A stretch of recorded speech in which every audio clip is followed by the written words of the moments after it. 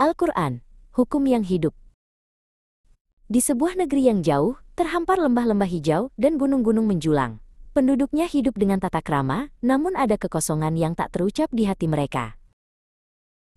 Di jantung negeri itu, berdiri sebuah perpustakaan megah, berisi gulungan-gulungan hukum yang telah ada sejak zaman dahulu kala. Setiap gulungan diukir dengan indah, namun seolah bisu. Hukum-hukum itu sangat jelas, pasal-pasalnya tertulis rapi, namun tak ada yang benar-benar bisa menegakkannya. Mereka seperti bintang-bintang yang jauh, indah, namun tak tergapai. Manusia bebas menafsirkan, bebas melanggar, bahkan mengolok-olok aturan yang seharusnya melindungi mereka. Setiap orang memiliki versinya sendiri tentang kebenaran. Tanpa penegak, undang-undang itu hanya menjadi tulisan mati, sebuah warisan indah, namun tanpa jiwa yang menghidupkannya. Sebagian beriman pada sebagian ayat, menolak yang lain. Ada yang menjadikannya dongeng, ada pula yang memperdebatkannya tanpa henti di kedai-kedai kopi.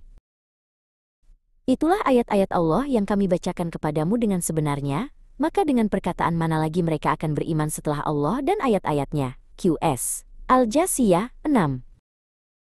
Ketika hukum hanya dipandang sebagai teks mati, maka turunnya seorang pembimbing adalah rahmat, bukan untuk membawa kitab baru, melainkan untuk menghidupkan kembali ayat-ayat yang tertutup debu sejarah. Suatu pagi, sebuah cahaya lembut muncul di ufuk timur, bukan seperti matahari biasa, melainkan cahaya yang menenangkan, seolah membawa pesan dari kejauhan. Dari arah cahaya itu, datanglah seorang musafir bernama Aditya.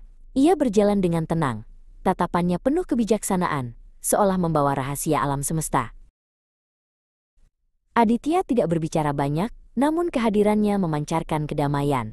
Ia mengamati orang-orang, mendengarkan keluh kesah mereka, dan melihat kekosongan di mata mereka.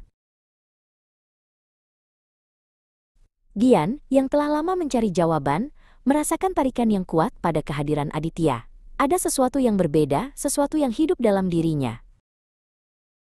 Aditya mendatangi perpustakaan tua, tempat Pak Chandra menjaga gulungan-gulungan hukum. Ia menyentuh salah satu gulungan, dan seketika, gulungan itu memancarkan cahaya lembut. Wahai manusia, sungguh, telah datang kepadamu Rasul dengan membawa kebenaran dari Tuhanmu, maka berimanlah, itu lebih baik bagimu. QS. An-Nisa 170. Aditya tidak mengubah hukum, ia hanya menghidupkannya kembali. Ia menunjukkan bagaimana setiap ayat adalah panduan hidup, bukan sekadar kisah lalu. Dan orang-orang mulai berdatangan, ingin mendengar penjelasannya. Mereka menyadari, hukum-hukum itu tidak pernah mati, hanya tertidur di bawah tumpukan keraguan.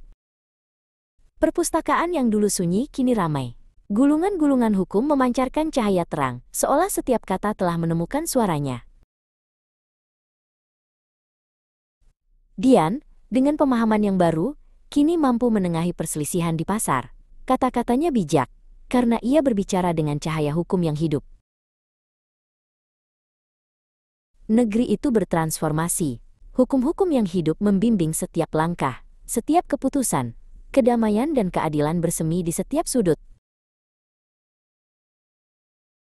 Inilah sunnatullah, tidak ada perubahan. Setiap kali manusia mulai menjadikan kitab Allah sekadar sejarah, dia mengutus seorang pembimbing, agar hukumnya kembali ditegakkan.